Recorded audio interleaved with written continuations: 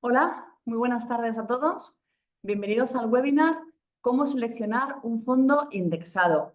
En la sesión de hoy vamos a contar con Ignasi Viladesau, que es el director de inversiones de MyInvestor. Ignasi, muy buenas tardes. Buenas tardes, Clarisa. Buenas tardes a todos. Bueno, antes de nada, como veo que nos están comentando ya en el chat si vamos a dejar grabado este webinar, pues efectivamente, tanto este webinar como en general todos los webinars que hacemos en MyInvestor los grabamos y luego ponemos la grabación a vuestra disposición en nuestro blog, en el blog de educación, de educación financiera de MyInvestor, que se llama MyBlog. En un momento os lo voy a pasar por aquí, la dirección. Y así, pues los que os hayáis comentado, los que os hayáis conectado un momento, pero que, bueno, pues que no vais a poder seguir escuchando, pues aquí tenéis el link del blog. Aquí, como os digo, a partir de mañana tendréis disponible la grabación de este webinar, así como las grabaciones de todos los webinars que hemos estado haciendo hasta ahora y todo tipo de contenidos, como podréis ver, relacionados con la educación financiera, no solamente webinars, también podcasts, posts, vídeos, glosario, un consultorio de educación financiera, de todo. Bueno, entonces, centrándonos ya otra vez en el webinar de hoy, que, como comentábamos al principio, hemos titulado ¿Cómo seleccionar un fondo indexado? Bueno, ¿en qué va a consistir el webinar? Pues lo primero, vamos a hacer una presentación introductoria en la que vamos a ver qué es eso de los fondos indexados, ¿no? ¿Qué es la inversión indexada, también llamada inversión pasiva? ¿Y en qué se diferencia este tipo de inversión de la inversión activa? También vamos a ver cuáles son los criterios básicos para seleccionar un fondo indexado. Pero claro, con un solo fondo indexado no es suficiente para tener una cartera verdaderamente diversificada. Así que vamos a ver también cómo hay que hacer para construir una cartera, un conjunto de fondos indexados. Después de esta presentación introductoria, vamos a hacer una breve entrevista al experto que nos acompaña hoy, que es Ignasi Viladesau, nuestro director de inversiones, y le haremos algunas preguntas bueno, pues en relación con estas cuestiones, ¿no? Del mundo de los fondos indexados, de la selección de fondos indexados. Y después abrimos ya el turno de preguntas a los asistentes. Como sabéis, en los webinars de MyInvestor no se puede conectar ni la cámara ni el micro, pero podéis dejar todas vuestras preguntas a través del chat. Y de hecho, el chat está abierto desde ahora mismo, con lo cual, a medida que os vayan surgiendo las dudas, las podéis ir dejando ahí, que aunque no las leamos hasta el final de la presentación, pues bueno, ahí se quedan y luego las rescato yo cuando terminemos la entrevista y hagamos ese turno de preguntas del que os hablaba. Así que, bueno, si os parece, comenzamos ya con esta presentación introductoria y así entramos un poco en materia de lo que son los fondos indexados.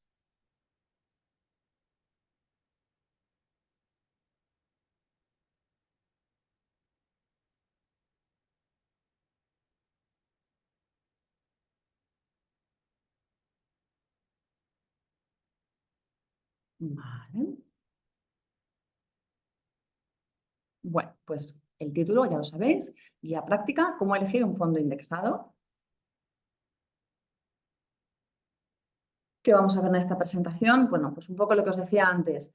Muy brevemente, muy por encima, vamos a ver qué es un fondo y qué es un índice, para aquellos de vosotros que estéis un poquito más, bueno, pues que seáis más novatos en el mundo de la inversión o que no tengáis tan meridianamente claro pues los conceptos más básicos. Muy brevemente vamos a ver qué es un fondo y qué es un índice y a partir de ahí, qué es la gestión activa o indexada, o sea, la gestión activa versus la gestión pasiva o indexada. Después que hayamos visto cuál es una y cuál es otra, ya vamos a ver cómo construir una cartera de fondos, porque no solamente se trata de ver qué ventajas tienen los fondos indexados frente a los fondos de gestión activa, sino ver cómo construir esa cartera de fondos, para lo cual necesitamos hacer un asset allocation, una distribución de activos, que os explicaremos, no os preocupéis, qué es eso de asset allocation y cómo se hace un buen asset allocation. Luego veremos, ya una vez tengamos claro cómo es esa distribución de activos, bueno, pues cómo seleccionar un fondo indexado, ¿no? Porque ese asset allocation implica, pues, escoger X fondos de renta fija, X fondos de renta variable, lo que sea, pero ¿cómo sabemos de los fondos que queremos utilizar para replicar el Nasdaq, por ejemplo, cuál es el que más nos conviene? Bueno, pues para eso tenemos estas pistas que os vamos a dar de cómo seleccionar un fondo indexado. Vamos a ver también, muy por encima, qué diferentes clases de fondos hay porque también es una pregunta que nos hacéis a veces, ¿no? Oye, ¿debo entrar por la clase retail, por la institucional, o en divisa euro, divisa cubierta, o fondos de acumulación, fondos de reparto? Bueno, pues vamos a ver esto de las clases de fondos, que es importante también que lo tengáis en cuenta a la hora de elegir el fondo indexado que más os interese. Luego veremos cuáles son los errores más frecuentes que suelen cometer los inversores para que podáis evitarlos. Y finalmente, cuáles son los fondos indexados que os ofrece la plataforma MyInvestor, que como sabéis, en MyInvestor pues tenemos arquitectura abierta, lo que quiere decir que ofrecemos pues todo tipo de fondos, de todo tipo de gestoras, sin, bueno, pues, sin priorizar la comercialización de ninguna, ¿no? Así que, bueno, entramos en materia. Un segundo, porque veo... Vale, estoy viendo que ya estáis dejando algunas dudas en el chat, pero bueno, como os comentaba antes, en el turno de preguntas, que será al final del webinar, las leeremos esas dudas y os las iremos resolviendo.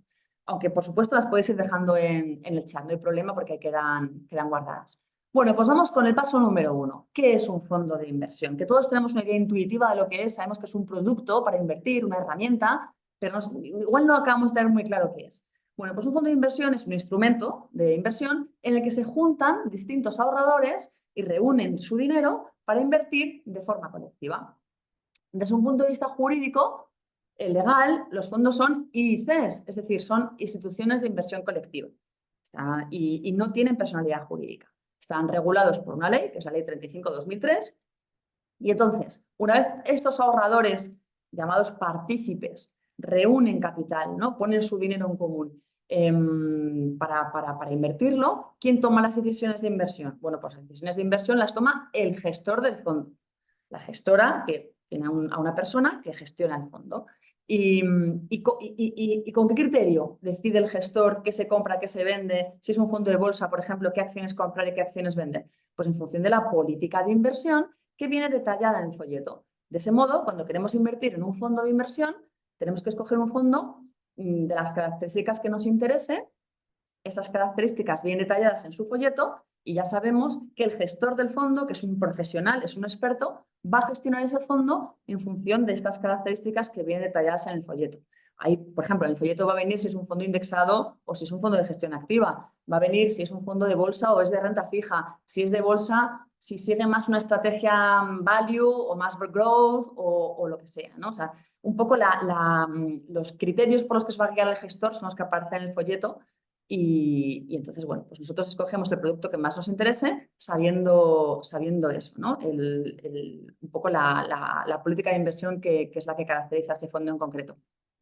Los fondos pueden estar armonizados o no armonizados en función de si cumplen o no con la directiva UCITS, que es una directiva europea. Los fondos extranjeros que cumplen esta directiva se pueden comercializar en España sin problemas. Por lo cual, pues también veréis que hay fondos que están a vuestra disposición que son de gestoras extranjeras, ¿no? Por ejemplo, si estáis aquí interesados por la gestión pasiva, seguro que os interesan mucho los fondos de Vanguard o qué sé yo, o de Fidelity o de iShares y demás. Todo esto son gestoras extranjeras que pueden comercializar sus productos porque cumplen con esta directiva europea. Y una metáfora que la voy a traer a colación porque os va a ayudar a entender no solamente lo que os acabo de explicar ahora, que de algún modo es bastante intuitivo, sino otras cuestiones que a lo mejor no tenéis tan claras, ¿no? Y es que un fondo es como un huerto en el que se plantan diversos tipos de activos, ¿no? Pues bolsa, renta fija, etcétera. ¿Cómo se decide qué es lo que se planta en ese huerto? Bueno, pues el folleto del fondo es en el que consta si vamos a plantar tomates o lechugas o árboles frutales o vamos a plantar árboles, pero no porque den frutos, sino porque vamos a esperar a que crezcan y luego vender el árbol o lo que sea. ¿Quién cuida de ese huerto? ¿Quién compra las plantas, las planta, las cuida y demás?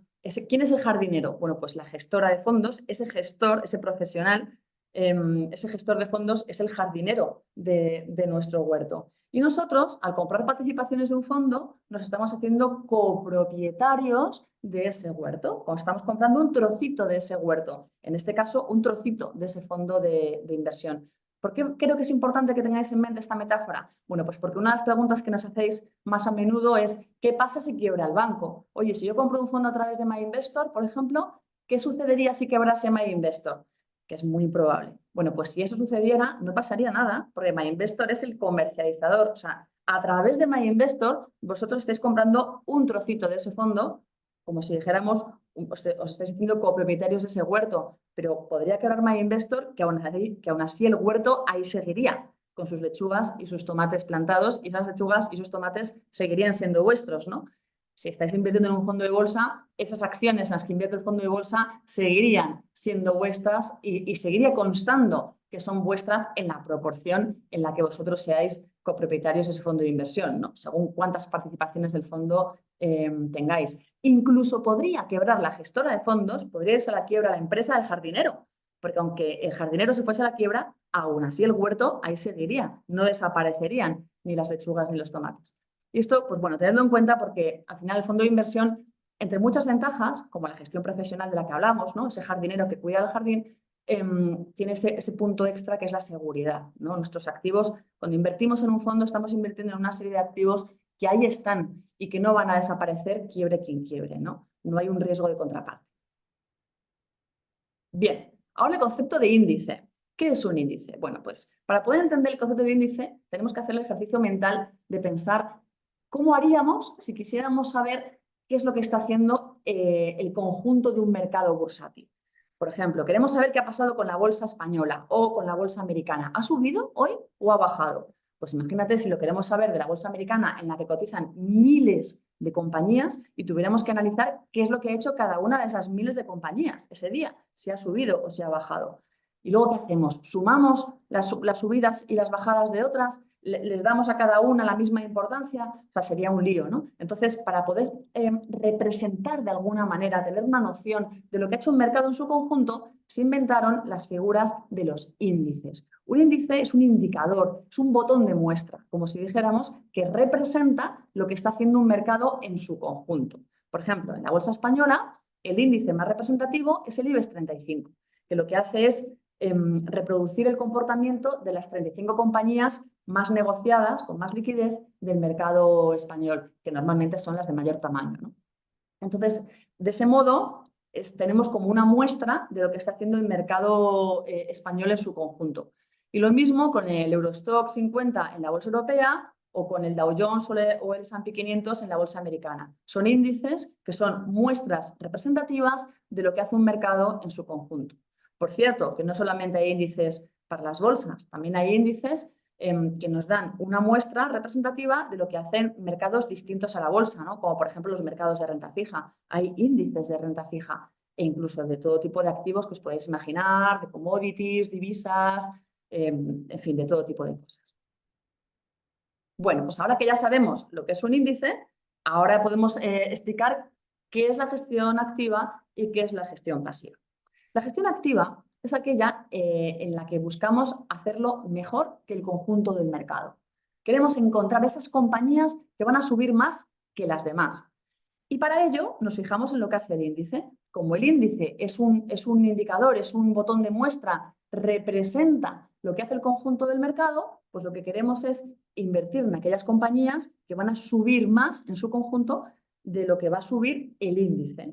Entonces, si el producto financiero que hemos elegido sube más, es más rentable que el índice, pues ha conseguido su objetivo, ¿no? Esto es la gestión activa, es la búsqueda de, bueno, pues de aquellos valores que mejor se van a comportar en comparación con los demás. ¿Cómo se hace esto de la gestión activa? Bueno, pues hay distintas herramientas.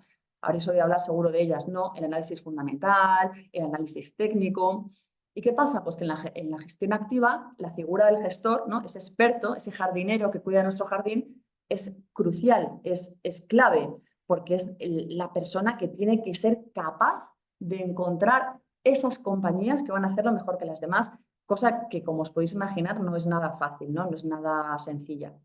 Por eso también las comisiones que tienen estos productos son un poquito más altas que las de la gestión pasiva, porque el grado de dificultad que entrañan es superior.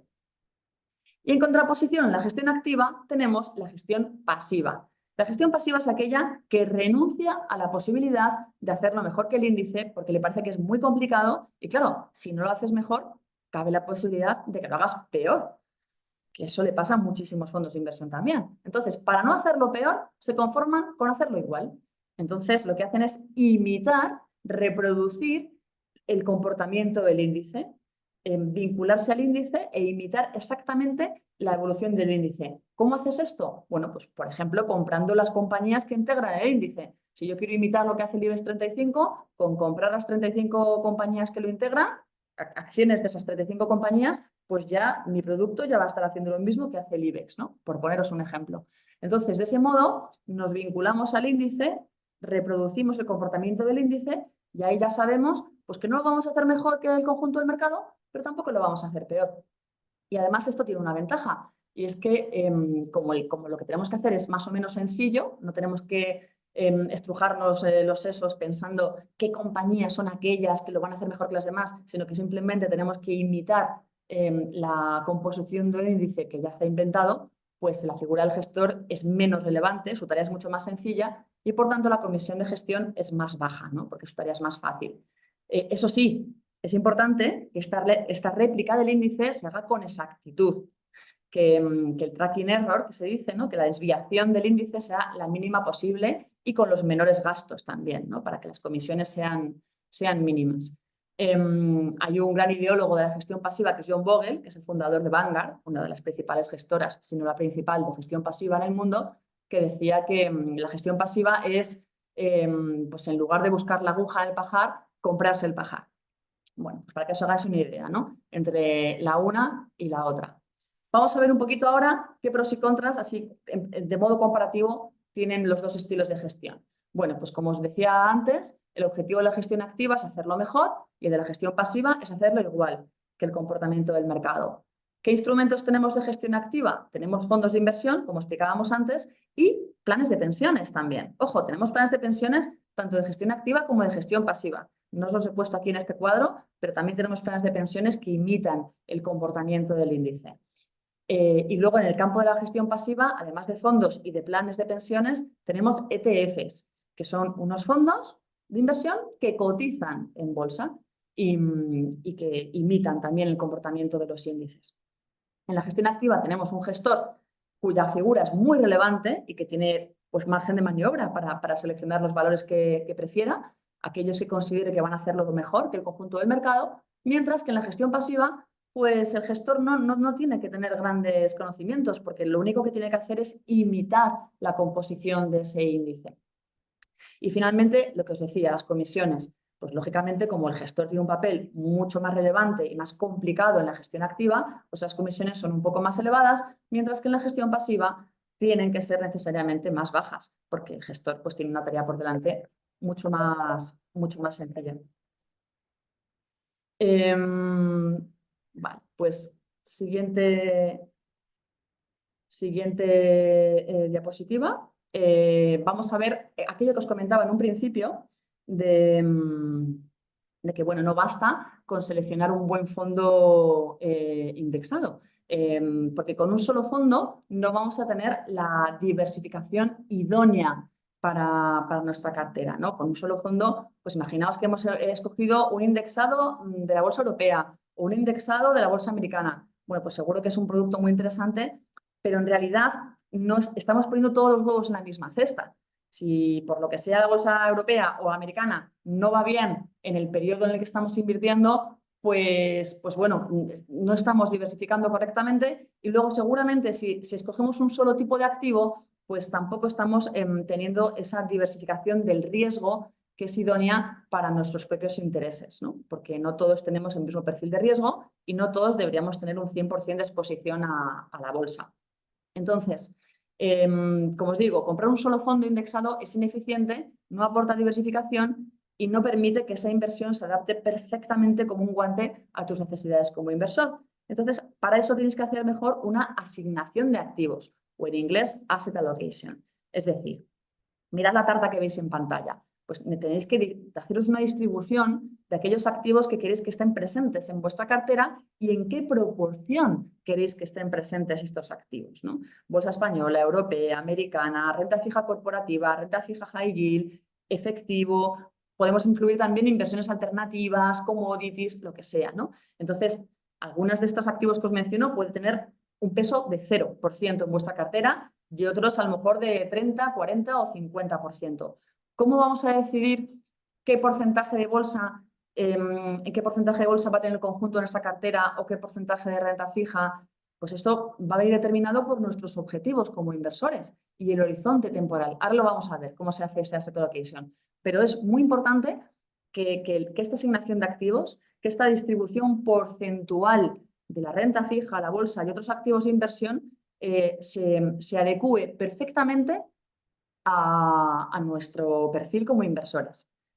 Como os digo, ahora os voy a explicar cómo se hace, pero si aquellos de vosotros que estáis viendo esto y estáis pensando, ostras, esto se me hace muy cuesta arriba, no sé cómo hacer este asset allocation ni diseñar mi propia cartera de fondos, sabed que siempre tenéis la opción de invertir en un robo-advisor. Un robo-advisor es una entidad que os da las carteras de fondos hechas. Pueden ser de fondos indexados o mezcla de fondos indexados y de gestión activa. Pero la cuestión es que os da las carteras ya hechas y os hace un test y averigua a través de ese test cuáles son vuestras necesidades como inversores y vuestro perfil como inversor y os dice, bueno, pues después de este test creo que la cartera perfecta para ti es esta. Y así tú ya tienes la cartera ya hecha y no la tienes que construir tú. Pero bueno, vamos a ver si la construyáis vosotros, cuáles son esos criterios que tendríais que tener en cuenta. Bueno, pues primero, lo más importante, el horizonte temporal. Es que no es lo mismo cómo tendríamos que construir nuestra cartera de fondos indexados o nuestra cartera de fondos no indexados si la quisiéramos, si nuestro horizonte temporal es a 1 año, que a 5 años, que a 10 años, que a 20 años. Cuanto más largo sea el plazo en el que vamos a querer rescatar nuestra inversión, mayor debería ser el peso de aquellos activos que nos ofrecen más rentabilidad y que al mismo tiempo implican más riesgo, como es la bolsa. Cuanto mayor es el plazo, mayor es el porcentaje de bolsa. Cuanto menor es el plazo de nuestro objetivo de inversión, menor debería ser el porcentaje de bolsa. ¿Y por qué es así? Pues porque la bolsa, como demuestran un montón de estudios históricos, es el activo más rentable en el largo plazo, pero también es uno de los que más altibajos presenta en el corto plazo. Con lo cual, si nuestra meta es a largo plazo, fenomenal, porque aunque haya oscilaciones en el corto, como la tendencia de fondo es alcista y es un activo muy alcista en el largo plazo, es el activo perfecto. Pero si nuestra meta es en el corto plazo, pues claro, no merece la pena, porque a lo mejor en una de esas oscilaciones queremos recuperar el dinero y justo nos pilla con el pie cambiado y queremos salir de la bolsa en el peor momento, ¿no? Entonces, pensad eso, bolsa, cuanto mayor sea el plazo, mayor el porcentaje, y entre medias, pues diferentes proporciones entre bolsa y renta fija, porque la renta fija es lo contrario, no es tan rentable como la bolsa, pero sus oscilaciones son muchísimo más leves, ¿no? Es un activo más conservador.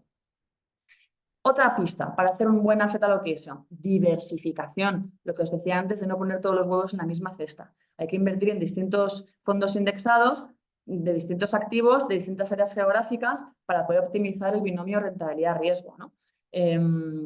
¿Qué es importante también? Nuestra personalidad como inversores. No todos tenemos el mismo nivel de tolerancia al riesgo. Y como no todos tenemos el mismo nivel de tolerancia al riesgo, pues es importante elegir una distribución de activos que nos permita dormir tranquilos. Porque, oye, a lo mejor lo eficiente es invertir en bolsa de cara al largo plazo, pero con un determinado porcentaje de bolsa es que no estamos cómodos. Es que a la mínima que caiga en la bolsa nos angustia y nos sentimos tentados de vender. Bueno, pues es que eso también hay que tenerlo en cuenta. Y luego, por último, idealmente, elegir los activos ganadores. Oye, si la bolsa americana lo va a hacer mejor que la europea en el plazo de nuestra inversión, pues tener más porcentaje de bolsa americana que europea. Y pensáis, ¿cómo se sabe esto? Bueno, pues no se puede saber, ¿no? O sea, hay perspectivas, casas de análisis. Bueno, esto evidentemente certezas no hay, pero bueno, en la medida de lo posible, pues si se puede acertar con la combinación ganadora, pues siempre mejor que mejor.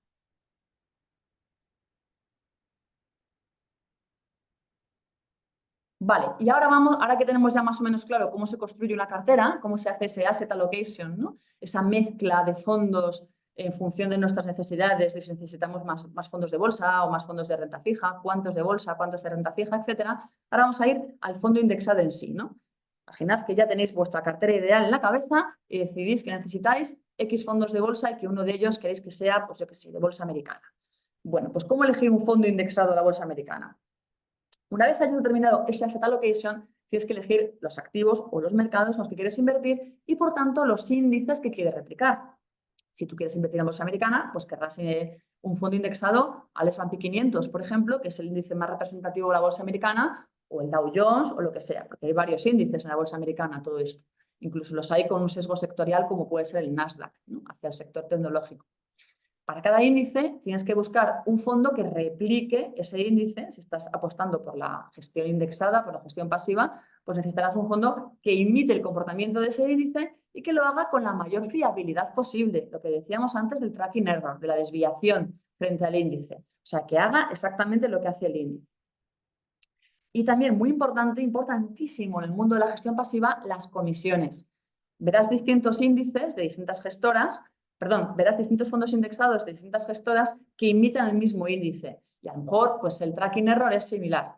¿Con cuál te quedas? Pues quédate con el que tiene las comisiones más bajas, porque cuanto más bajas sean, más rentable va a ser el fondo, ¿no? Menos lastre tiene su rentabilidad. Y para eso puedes consultar el TER. ¿El TER qué es? Pues es una ratio que te está midiendo el conjunto de las comisiones y los gastos en los que incurre ese fondo de inversión, incluida la comisión de gestión, ¿no? El sueldo, como si dijéramos, del jardinero, que es la parte más importante del TER. Pero bueno, lo bueno que tiene el TER es que con una sola variable ya sabemos cuál es el conjunto de las comisiones, los gastos que tiene el fondo, y así podemos comparar unos fondos con otros, cuál es más barato, ¿no? Cuál tiene las comisiones más bajas. ¿Y qué otros factores podemos tener en cuenta para elegir un fondo indexado? Bueno, pues el expertise que tiene la gestora. Hay gestoras que están muy especializadas en gestión pasiva. El tamaño que tiene el fondo, porque si tiene pues es un fondo de mucho volumen, pues siempre va a tener más liquidez, ¿no? Para hacer frente a los reembolsos. Y el método de réplica, que esto es una cosa en la que entraremos más adelante si queréis, porque se puede, a la hora de reproducir el comportamiento de un índice, hay diferentes formas de hacerlo. Puedes comprar las compañías que lo integran, puedes comprar unos productos derivados que te van a reproducir la evolución del índice sin necesidad de comprar las compañías que componen el índice. En fin, hay diferentes formas.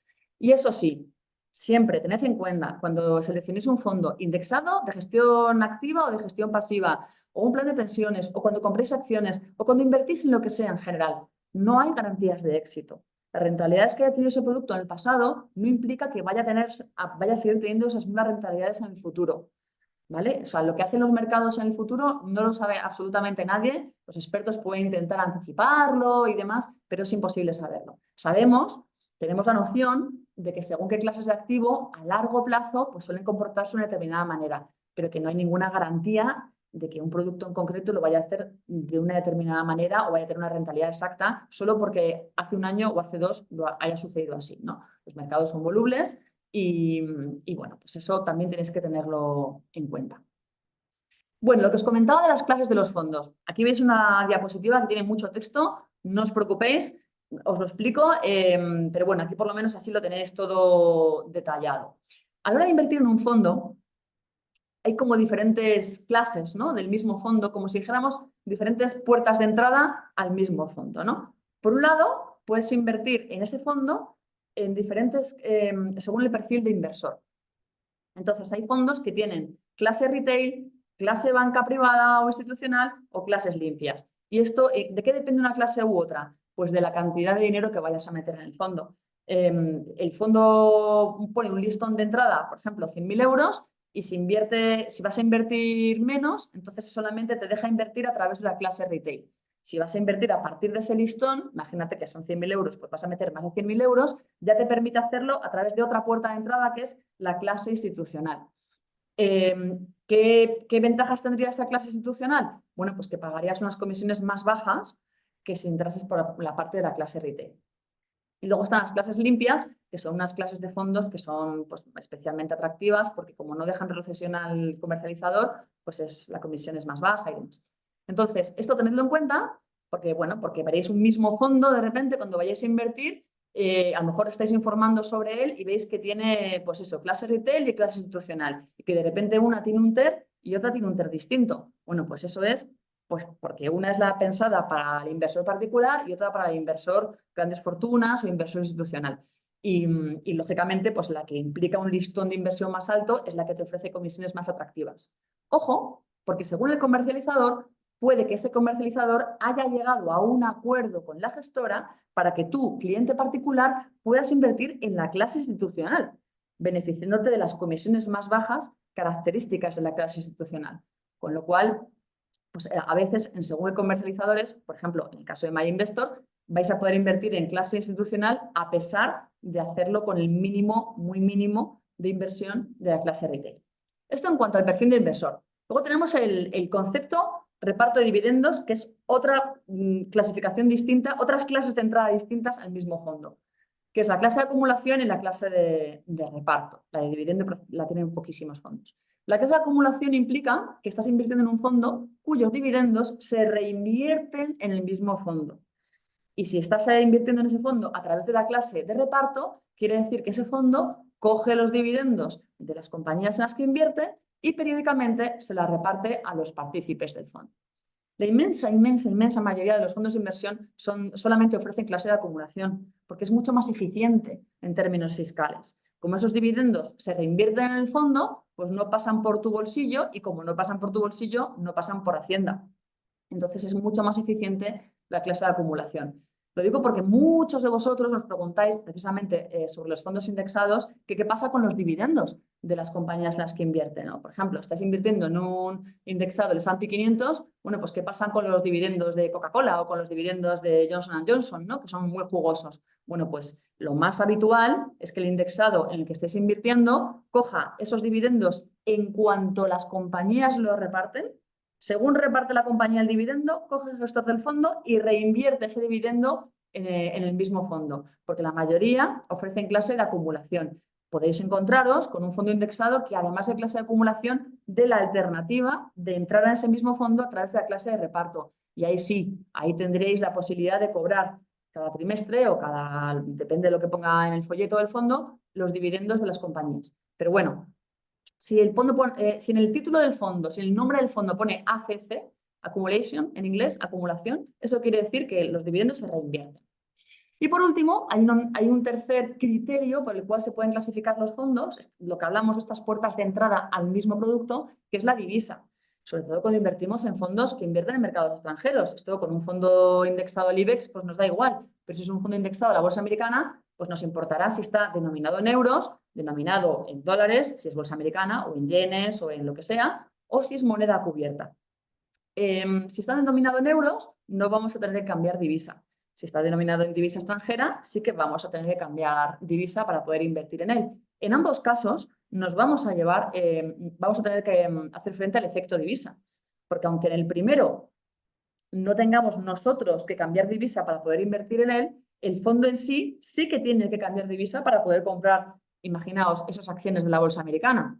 Y al revés, si invertís en el fondo en dólares, denominado en dólares directamente, pues el que tienes que hacer frente al cambio de divisa eres tú como inversor, luego ya el propio fondo no. Pero en todo caso, quedaos con la idea de que tanto si invertís en la clase en euros como si invertís en la clase en divisa extranjera, vais a veros afectados por el efecto divisa. La única manera de quitaros de encima el efecto divisa es invertir en una clase del fondo, en una de esas puertas de entrada al fondo, como os decía, que tenga la moneda cubierta, cosa que vais a ver porque se llaman hedge en inglés. Hedge es cobertura en inglés. Y entonces, de hecho, muchas veces hasta en el propio nombre del fondo lo pone.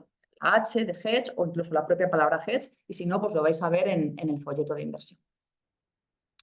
Acabamos con esto de los errores que os decía. A ver, ¿cuáles son los errores más frecuentes a la hora de invertir? Bueno, primero, lo que os decía de que no hay que poner todos los huevos en la misma cesta. Pues hay muchísima gente que invierte en un solo fondo indexado. Muchísima. Que normalmente ese fondo que escogen es un indexado del S&P 500 o un indexado al MSCI World. Y creen que con eso es suficiente. Pues a lo mejor en casos muy concretos con un perfil de riesgo altísimo, etcétera, pues a lo mejor puede ser interesante. Pero para la inmensa mayoría de los casos, invertir en un solo fondo no es óptimo. No es óptimo desde la perspectiva de diversificación y sobre todo no es óptimo desde la perspectiva de que se adecúe esa inversión a tus necesidades, a tu horizonte temporal y a tu perfil de tolerancia al riesgo. Con lo cual, invertir en un solo fondo es uno de los errores más frecuentes. Otro error, si son fondos indexados, no fijarse en las comisiones. Hay que mirar siempre las comisiones de un fondo, tanto si son de gestión pasiva como si son de gestión activa. Pero si son de gestión pasiva, con mayor razón, porque ahí la figura del gestor es mucho menos relevante, con lo cual, por lo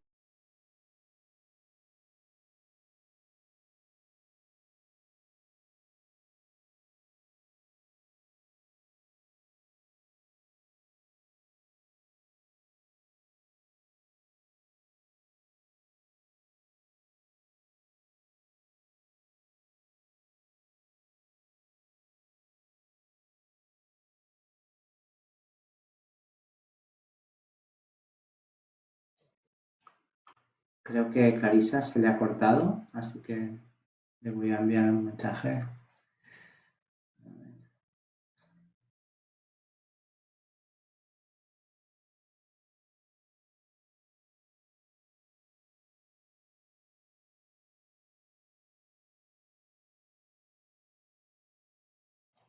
Sí, démosle 2 minutos a ver si vuelve.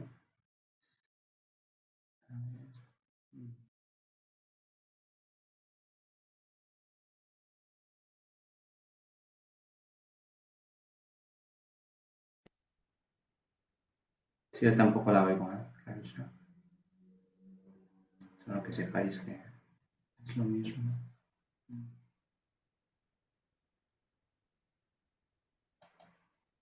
Hola, hola, hola, hola, hola. Hola, hola, hola, hola, hola, hola. Ahora te oigo, Clarisa. Perdona, es que voy probando con todas las opciones. ¿Me oyes? Yo te oigo y creo que todo el mundo te está viendo, pero no te vemos, ¿eh? Ah, ¿no me veis? No. Vale. Vamos a ver. Bien. Um,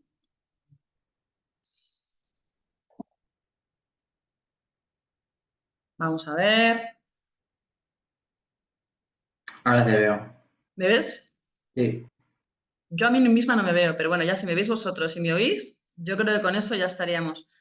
te Eh, vemos y te oímos. perdonad, no tengo ni idea de qué es lo que ha pasado. La verdad, me he puesto a probar otra vez todas las opciones del micro que daba Zoom y me he quitado la cámara y me he puesto la del portátil, que se me ve más borrosa, pero si decís que me veis, Sí, adelante, sí, sí. a ver. Proyecta la presentación que no está. O sea, Vale, Ignacio, ¿en qué punto me he quedado? te En las digo, clases de los fondos, ¿no? sí, las clases. Bueno, los errores más frecuentes.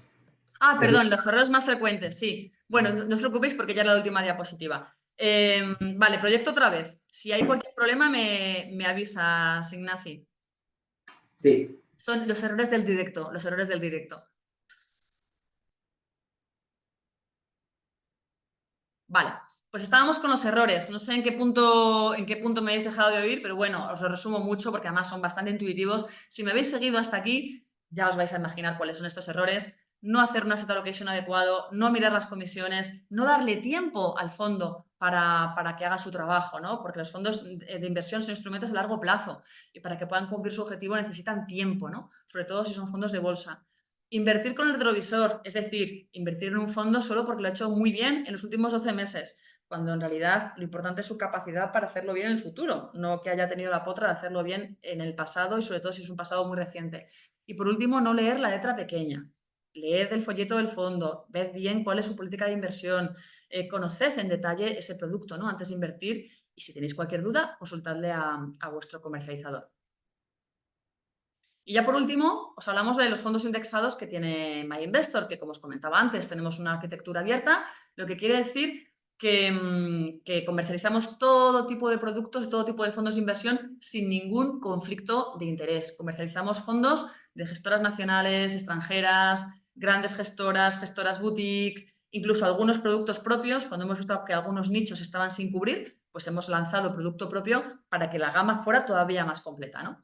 Entonces, ¿por qué se caracterizan los fondos indexados de MyInvestor? Bueno, pues porque son cero comisiones, o sea, nosotros no os vamos a cobrar ninguna comisión ni de custodia, ni de compra-venta, ni de traspaso, ni de cambio de comercializador. O sea, las únicas comisiones que pagáis cuando invertís en fondos a través de MyInvestor son las propias comisiones del fondo en sí, las que vienen detalladas en su folleto, que de hecho, como sabéis, se detraen del propio valor liquidativo, ¿no? O sea, que no, nosotros como comercializador nos vamos a cobrar un extra, cosa que otros comercializadores pues sí que hacen, ¿no? En función de su, bueno, de su estrategia comercial. Tenemos más de 1.800 fondos en nuestra plataforma y concretamente indexados son más de 200 de Vanguard, iShares, Amundi, Fidelity, etcétera, ¿no? Y todos ellos sin mínimo de inversión. Y además tenemos, como os decía, fondos de la propia gestora de MyInvestor, unos fondos que lanzamos en su momento para poder completar esa gama de producto que fuera todavía más variada y bueno, pues en estos casos son fondos los que aparecen detallados aquí en la pantalla con solo un 0,30% de comisión de gestión y un coste total, un TER máximo del 0,59, ¿no?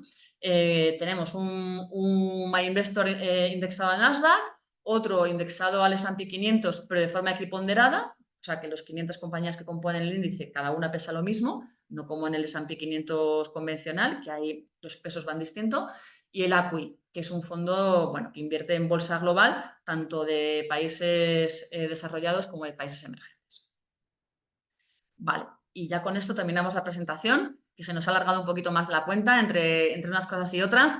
Vamos, si os parece, con estas preguntas que le queremos hacer a Ignasi Viladesau, al director de inversiones de MyInvestor, para que nos ayude un poco a conocer un poco mejor este mundo de la gestión indexada.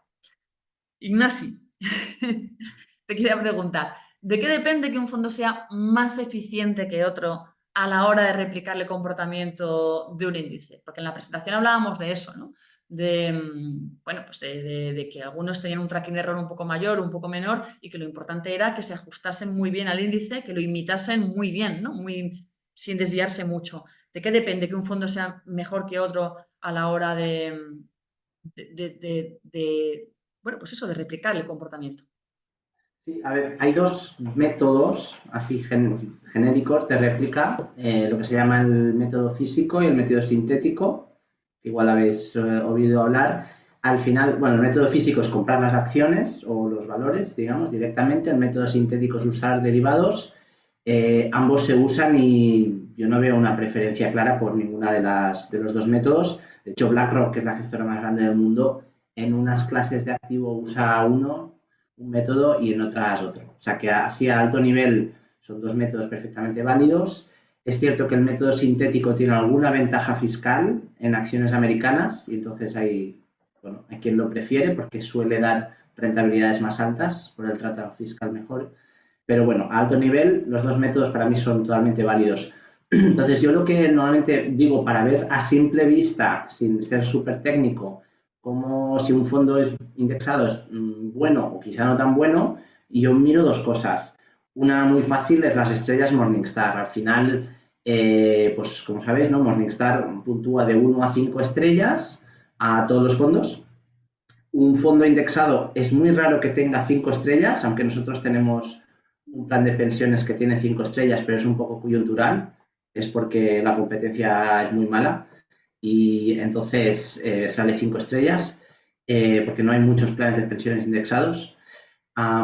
Y por otro lado, la mayor parte de fondos indexados estarán entre 2 y 4 estrellas. De modo que una manera fácil es miras todos los indexados que te gustan de una clase de activo y si tiene 3 o 4 estrellas, en general será bueno seguramente, ¿no? Esto es una manera muy, muy sencilla porque lo miras en la web. A partir de octubre lo tendremos también en la app. Es decir, en la app de MyInvestor pondrás, quiero 3 estrellas, pum, y te vamos a dar todo, ¿vale? O sea, esto está siendo desarrollado ahora.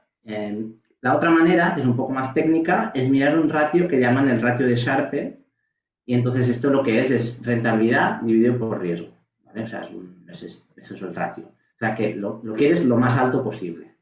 O sea, con esto os tenéis que quedar, ¿no? Así como estrellas Morningstar, cuantas más mejor, pues el ratio de Sharpe también. Así que Bueno, cogéis entonces, si las estrellas 4. cuantas más mejor y la ratio de Sharp cuanto más alta mejor, mi siguiente pregunta, ¿el tamaño del fondo cuanto más grande mejor o la gestora cuanto más grande mejor? Sí, a ver, Ahí yo ya creo. nos estamos pasando con lo del tamaño. Bueno, no, todo, yo creo que importa, a ver, ¿no? Es verdad, yo creo que importa, a ver, si yo miro la gestora o características del fondo que no son las técnicas, ¿no? Las estrellas y el Sharp es una característica un poco más técnica, ¿no? Lo que tú comentas es una característica pues un poco más del fondo. Yo creo que sí, que importan varias cosas. Que tenga 3 años de vida, porque los primeros años de vida de un fondo, en general los flujos pueden determinar bastante que se desvíe un poco, bueno, sustancialmente, ¿no? Por los flujos de entrada y salida, a veces mejor, a veces peor, pero entonces si tienes un fondo de 3 años de track record, de vida, digamos, te ahorras un poco estos inicios. O sea que esto yo creo que es un punto importante. Otro es que sea traspasable, que esto lo que quiere decir es que se puede mover sin impacto fiscal. Nosotros, si algún fondo no es traspasable, lo ponemos con una advertencia gigante antes de que compres, porque es una cosa que para un inversor, pues, oye, tiene un impacto fuerte, ¿no? Si de golpe compras uno no traspasable, pues digamos, tienes un impacto fiscal que no deseas. De modo que estas dos cosas, lo que decías de la gestora, sí, en el sentido de que una gestora que esté comprometida con la estrategia, yo creo que vale la pena. Una gestora que saca 20 fondos, luego cierra 15, saca 20 más, o sea, que está ahí haciendo pruebas y que no está muy comprometida, es peor que una gestora, que más o menos todos sabemos los nombres, que claramente está comprometida con la estrategia de indexación. Y lo último, que bueno, que igual no es lo último, pero que el cuarto punto que yo miraría mucho es las comisiones, que lo has citado y claro, esto sí, esto es muy importante. Ujú. La gestión pasiva Ignasi tiene muchas ventajas, pero una cuestión que yo creo que es importante es imprescindible elegir entre gestión activa y gestión pasiva, porque parecen como dos equipos que o eres del Real Madrid o eres del Barça y no puedes, y tienes que elegir entre uno y otro. En el caso de la gestión activa y pasiva, no se pueden combinar. No podemos tener una cartera con productos de gestión activa y con productos de gestión pasiva. Sí, a ver, históricamente, ¿no? Las mejores rentabilidades las han tenido carteras que usan las dos. ¿Y eso por qué? Pues hay dos grandes razones. Hay algunas clases de activo que son poco eficientes. ¿Y eso qué quiere decir esta palabreja? Que la gestión activa lo puede hacer muy bien, ¿no? Como algunos sectores de renta fija, pues la verdad es que la gestión activa lo hace súper bien. Entonces, eso, clases de activo no eficientes, ahí gestión activa y yo abogaría por ella, sin duda. Y luego, otra cosa que a veces la gente no se fija es que la gestión indexada no llega a todos los sitios. O sea, hay algunas clases de activo, algunos tipos de activo donde no existe un fondo indexado. ¿Y cuáles son las más conocidas, no? Fondos de bajo riesgo no existen. Monetarios no existe indexado. Renta fija muy corto plazo no existe indexado. O sea que si quieres ir a una cosa de muy bajo riesgo porque este es tu perfil, tienes que ir a gestión activa. Luego, fondos de materias primas. Esto en formato fondo no existe. Existe en formato ETF, pero en formato fondo, con la traspasabilidad, con la ventaja fiscal aquí en España, esto no existe un fondo que replique el oro. Luego, cosas más concretas, que eso sí que yo entiendo que igual no es para todo el mundo, pero los países frontera, que son los países que dentro de 5 o 10 años serán emergentes, estos no existe un índice, no existe un fondo indexado, perdón. Y eso, pues países como Vietnam, ¿no? Que dicen, no, pues dentro de 5 años Vietnam será la nueva India, yo qué sé, me lo invento. Pues esto no existe. Y luego el último punto, que para algún segmento de la población es muy importante, los fondos realmente sostenibles, los artículos 9, esto no existe indexado. O sea que si te importa mucho la sostenibilidad, no lo podrás hacer a través de la indexación pura. Tendrás que ir a la gestión activa. O sea, respondiendo a tu pregunta de manera muy larga, la indexada está muy bien y me gusta mucho, pero hay veces que si quieres completar tu cartera, necesitas la gestión activa. Vale. Y ya la última pregunta, Ignasi. Y así empezamos a responder un poco las preguntas de los asistentes que nos han ido dejando unas cuantas en el chat. MyInvestor comercializa todos los fondos indexados que se pueden vender en España, más de 200, incluyendo los 3 productos que integran su gama propia. ¿Podrías contarnos un poco en qué consisten? Sí, a ver, bueno, lo primero es lo que tú has dicho, para mí es fundamental, es la única plataforma que ofrecemos todos los indexados que se pueden vender en España, más de 200, y además, lo que tú decías de la clase, lo ofrecemos con una clase, con un waiver que es a partir de 1 euro. Es decir, que puedes ir a otros sitios y pedir el mismo fondo indexado y te van a pedir 100.000 euros. Aquí, a partir de 1 euro, ya te dejamos entrar. Entonces, estas dos características para mí son fundamentales. Tienes las herramientas, las tienes todas y ahí te puedes montar lo que quieras. Entonces, ¿por qué tenemos algún indexado de la casa? Esto es un poco petición popular, porque es verdad que aún 200 parecen muchos, pero hay algunas estrategias que no existían todavía en formato indexado. Una de ellas es renta variable global, es decir, que tenga emergentes y desarrollados todo en un solo fondo, que solo dándole a un botón puedas comprar toda la renta variable. Esto no existía en ningún fondo y entonces, pues bueno, nos lo pidieron los clientes y decidimos lanzarlo. O sea que este es un ejemplo, pero puramente porque no existía y había una necesidad, una petición, pues se lanza. Otro que es el que comentabas del sector tecnológico americano, que exactamente con estas características no existía, es decir, no tiene cobertura de moneda, tiene varias características que hacían que este fondo que hemos lanzado, pues no, el mismo no existía. Y luego el último, que también lo comentabas, la renta variable americana equiponderada. Quiere decir esta palabra, pues que cada acción le pone el mismo peso y que eso, pues para algunos clientes que decían, oye, que está muy concentrada la bolsa americana, que bueno, que objetivamente es cierto, ¿no? Las top 10 hacen el 35% del índice en peso. Entonces, bueno, hay gente que quería estar más diversificada en este aspecto, pues lanzamos este fondo equiponderado que no existía, formato indexado, pero un poco todo a petición popular, ¿no? Raramente lanzaremos algo que ya existe, porque si ya existe, pues ¿para qué? Vale, perfecto. Pues venga, vamos con el turno de preguntas, Ignacio, que tenemos muchas. Tenemos mucho lío hoy. En cuanto a vosotros, pues podéis, todas las dudas que os hayan surgido a lo largo de la presentación, no dudéis, nos las podéis dejar en el chat. Y bueno, empezamos ya a ir resolviendo las que nos han ido dejando hasta ahora. Mira, hay una persona que pregunta si existe algún fondo indexado a materias primas como el oro o la plata, que hasta ahora solamente ha visto ETFs para invertir en este activo. Bueno, el problema yo creo es que no hay un fondo UCITS que haga esto, ¿verdad, Ignasi? O sea, la directiva europea de la que hablábamos al principio, no sé si os acordáis, los que habéis estado al principio en la presentación, pues esa directiva europea, que todos los fondos intentan cumplirla porque de ese modo ya pueden vender su producto en cualquier país europeo, pues esa directiva implica que tienes que tener unos niveles de diversificación y que puedes invertir en una serie de activos y no en otros, etcétera. Entonces, si tú inviertes única y exclusivamente en plata, ya no cumples con las normativas de diversificación que tiene esta directiva y tu fondo ya no es UCITS. Con lo cual, los fondos de inversión en general no pueden referenciarse en una sola materia prima. De hecho, los ETFs tampoco. Para invertir en una materia prima estarías invirtiendo en una sola materia prima, estarías invirtiendo en un ETC, que es un producto cotizado, se parece a un ETF, pero no es exactamente un ETF porque no tiene formato de fondo de inversión.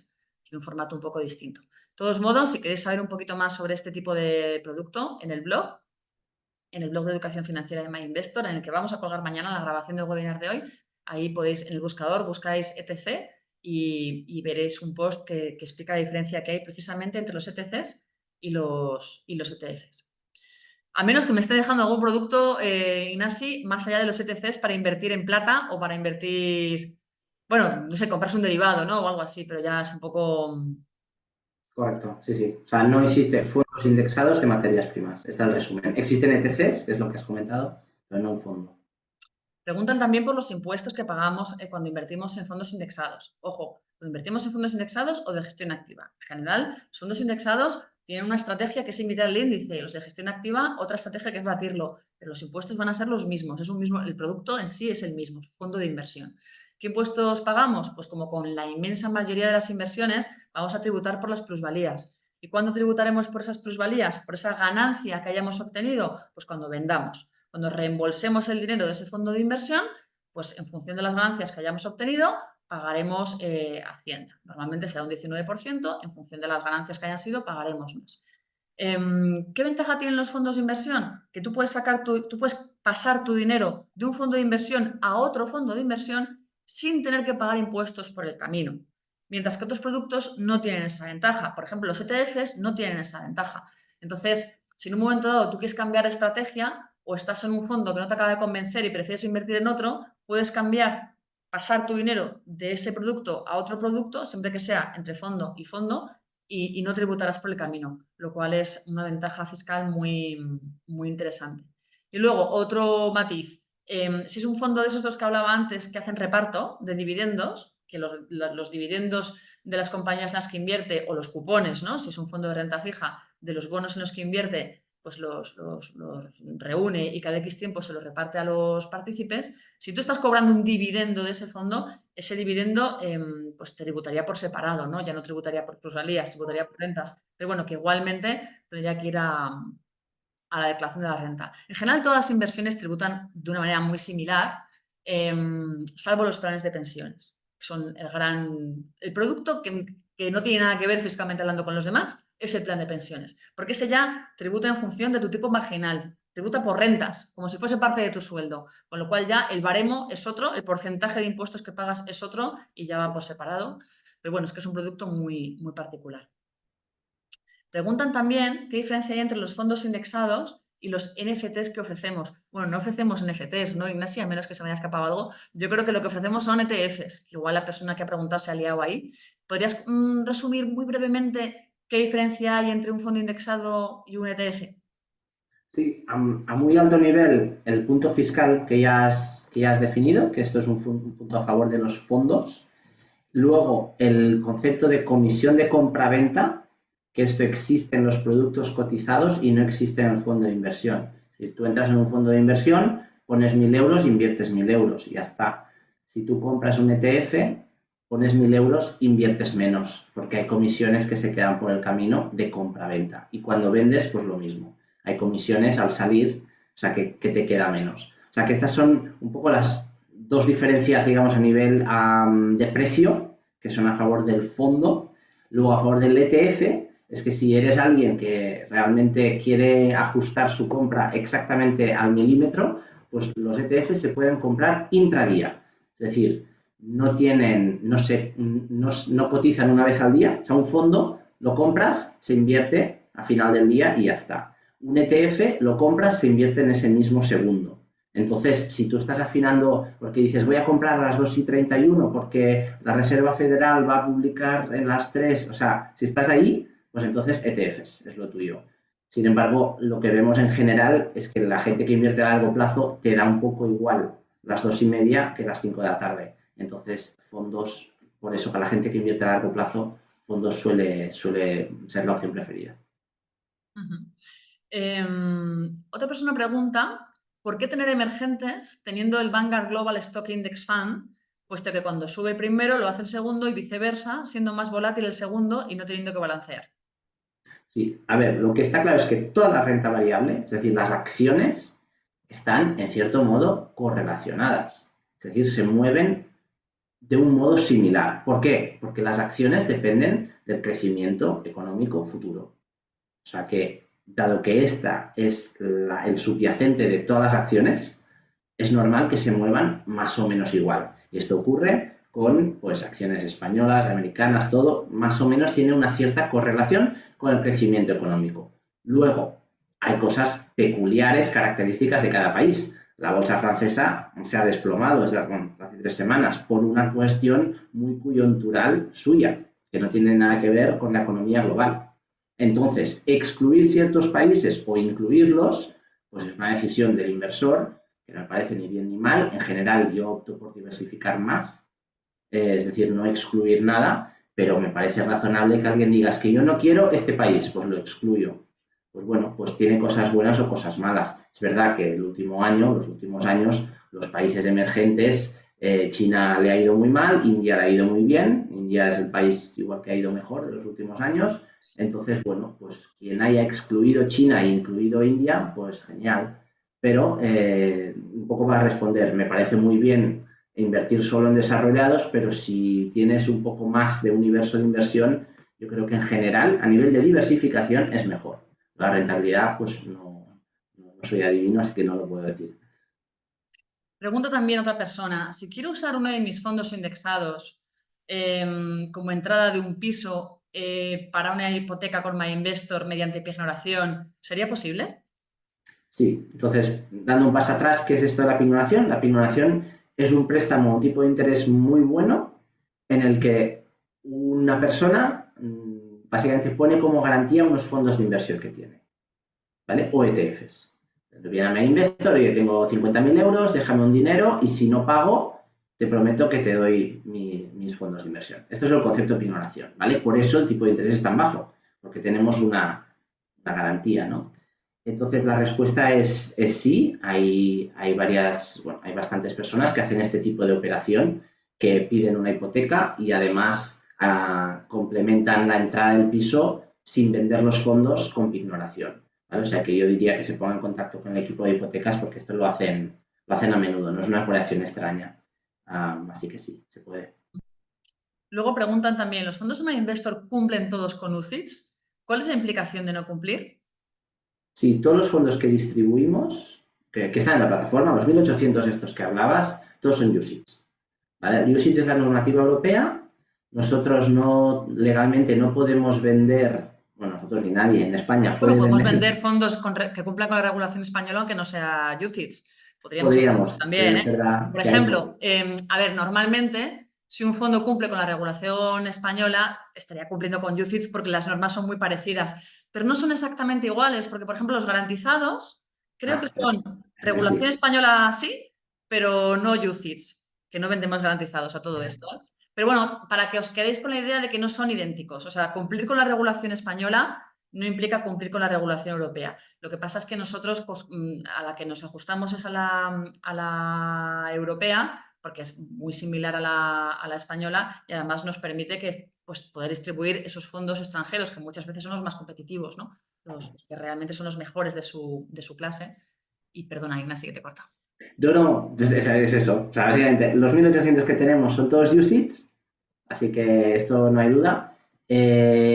Dudo que nadie en España distribuya fondos no UCITS en el sentido de fondos americanos que no cumplen con UCITS, porque no se puede. Entonces, esto también. ¿Y cuál es la consecuencia? ¿No? Un poco resumiendo mucho. UCITS obliga a que el fondo esté diversificado. O sea, que como inversor te da unas ciertas protecciones y más cosas, ¿no? Pero una regla que es muy fácil de contar es, tú no puedes tener un fondo en el que solo tengas Tesla. O sea, esto no cumple con UCITS.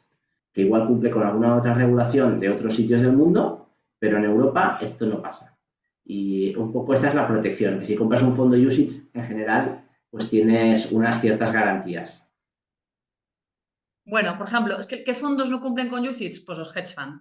O sea, al final existen, se comercializan, sí, pero las plataformas, los bancos que nos dirigimos al cliente particular, pues no los vendemos. O sea, no, a priori no los venderíamos, porque al final, ¿para qué existe UCITS? ¿Para qué existe la regulación de fondos de inversión? Para proteger al inversor, para asegurarse de que esos productos cumplen con una serie de normas de diversificación, etcétera, que hagan que realmente haya unos compromisos de transparencia con el inversor, de información, de liquidez que son necesarios para que un inversor pueda invertir tranquilo en ese fondo, ¿no? Luego hay otros productos que no cumplen con esas directivas en los que se podría invertir. Bueno, pues a lo mejor se podría invertir, pero ya no tendríais las mismas garantías, ¿no? Para eso está UCITS precisamente, para eso está la directiva europea.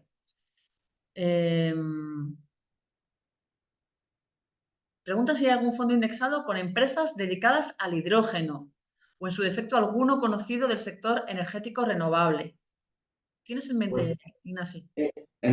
si hablamos de fondos de inversión Indexados. indexados, no existe. Existen dos cosas que se parecen. Existen ETFs de empresas de hidrógeno, sí que existen, y existen fondos de gestión activa de energías renovables. O sea que lo que pide no, pero cosas parecidas sí. Y ambas están en el escaparate. O sea, seguro que en el apartado de ETF, si buscas hidrógeno o igual en inglés, pues algo saldrá.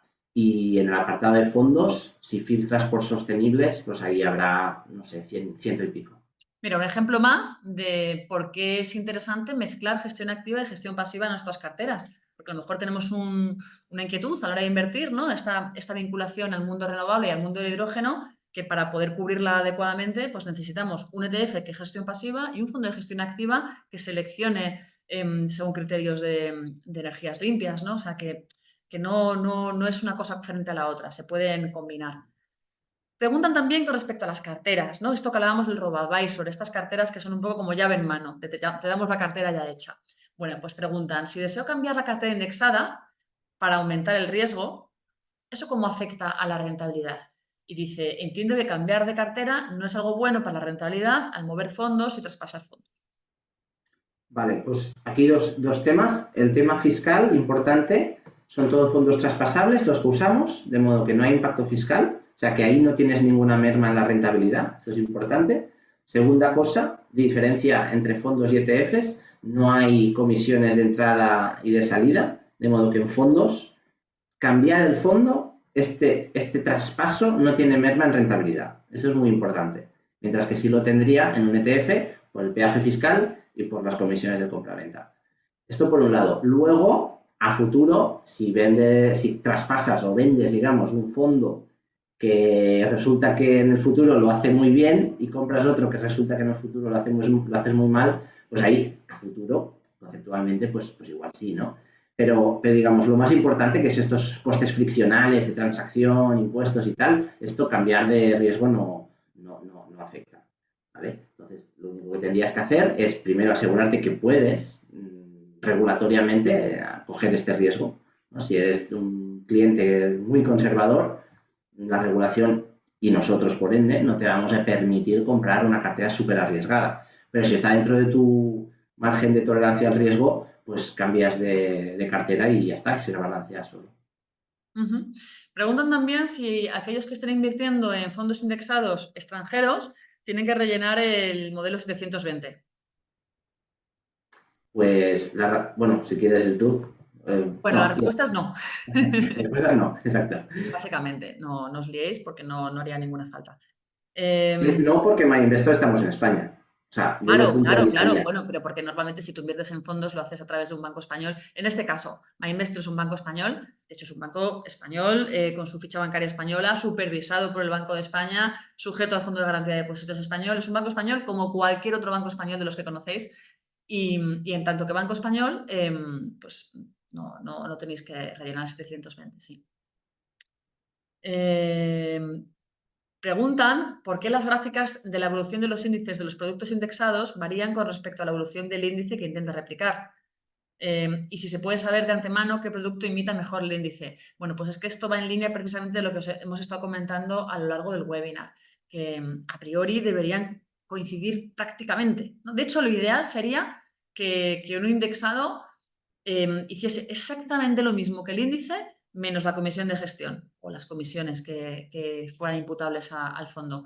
Pero no es así porque siempre hay un pequeño fallo mínimo, lo ideal es que sea mínimo, a la hora de imitar el comportamiento de ese índice. Ahora, ¿se puede saber de antemano qué producto imita mejor el índice? Bueno, pues está en las pistas que os dábamos antes, ¿verdad, Ignasi? Sí. O sea, yo diría eso. Para mirar, para no complicarse mucho la vida, pues mirar Morningstar, mirar el Sharpe Ratio. Esto es verdad que es el retrovisor, pero si además le aunamos que sea un fondo que tiene varios años, más de 3 años, digamos, de experiencia o de vida, digamos, y bajas comisiones, pues en teoría esos son buenas pistas para empezar. Ujú. Pregunta otra persona. Tengo dos fondos índices con ustedes, con Investor, S&P 500 y Nasdaq. ¿Cómo hacer seguimiento para poder cambiar a otro fondo defensivo en caso de periodos de caída? Y ya, ahí te lo voy a dejar a ti, Ignasi. ¿Qué Sí. tendría que ver? ¿Hacéis pronósticos y recomendaciones? A ver, el market timing, que quiere decir intentar prever cuándo va a caer el mercado, esto es complicado y es desaconsejable, porque te puede pasar, bueno, mucha gente le ha pasado uy, que yo creo que esto va a caer en los próximos 15 días. Vendes y te pasas 3 meses esperando a que caiga y esto no cae, ¿no? O sea, que este tipo de filosofía de intentar vender antes y tal es bastante complicado. Yo lo que haría es un poco lo que definía Clarisa, ¿no? ¿Cuál es mi horizonte temporal?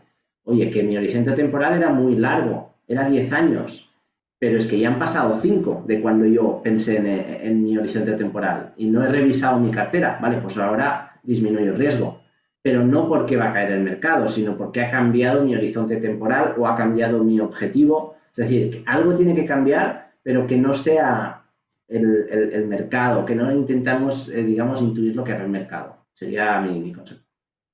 Ujú. Otra persona pregunta que tiene automatizada una inversión periódica en su RoboAdvisor, en su cartera indexada, bueno, indexada en su cartera con el RoboAdvisor de 150 euros, pero ¿qué pasaría si no hace el ingreso este mes o en un tiempo determinado no hace el ingreso correspondiente? ¿Qué pasa si tienes automatizada una transferencia y no tienes ese dinero? Una aportación periódica. Bueno, o sea, si no manda dinero, no se invertirá. O sea, ¿qué pasa? A efectos prácticos no pasa nada. Como funciona el RoboAdvisor es un IBAN, es una cuenta corriente, igual que cualquier otra cuenta corriente, que cuando mandas dinero, lo invierte el algoritmo. O sea, esto es el funcionamiento resumido. De modo que si no mandas dinero, no se va a invertir nada. Y a efectos de comisiones nada cambia, a efectos de, o sea, si tenías programado 150 desde tu otro banco, mandar 150 al mes, cancelas la transferencia periódica, pues no pasa nada. O sea, simplemente el dinero que está, pues se queda y ya está, y sigue invertido. O sea que no hay ningún problema. Ujú. Preguntan, que esta pregunta es muy, la verdad es que parece muy sencilla, pero a mí me parece muy interesante. ¿Qué se considera corto y qué se considera a largo plazo? Ese es la gran duda. A ver, yo diría un ciclo económico, que de nuevo es difícil evaluarlo, ¿no? Pero 5 años me parece una frontera razonable de decir corto o largo plazo. Entonces, bueno, hay quien te dirá que igual son 6 o 7, hay quien te dirá que igual es un poco menos, pero 5 me parece una cifra razonable para distinguir el corto plazo del